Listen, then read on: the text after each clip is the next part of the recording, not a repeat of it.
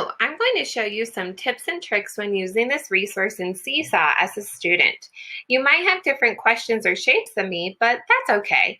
This is just an example to show you how things work. You can change the size of your screen by using the magnifying glass up here. If the tools are distracting you, you can take them away using this tool. To get them back, click on the pencil. To move the shapes onto your workspace, make sure that you tap the finger first. Then if you're on a computer, click and drag the shapes. Or if you're on a tablet, tap and drag the shapes.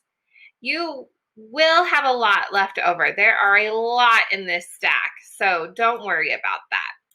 You can turn shapes by clicking on the shape you want to turn, then use this floating dot above, which I like to call the doorknob because doorknobs turn things.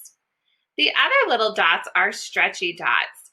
They make shapes bigger and smaller. If you make a small mistake, you can use the undo and redo arrows up here at the top. If you make a really big mistake, click on the shape that you don't like, the three dots below, then the trash can.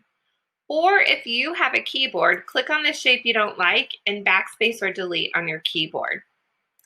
When you are finished solving a problem, click inside of this box, hit delete or backspace on your keyboard to delete these words, then type what you want to say. When you're all finished with this question, you will see the baby slides on the side or down below. Click on the next slide to start your next challenge. I hope this helped. Good luck and have fun.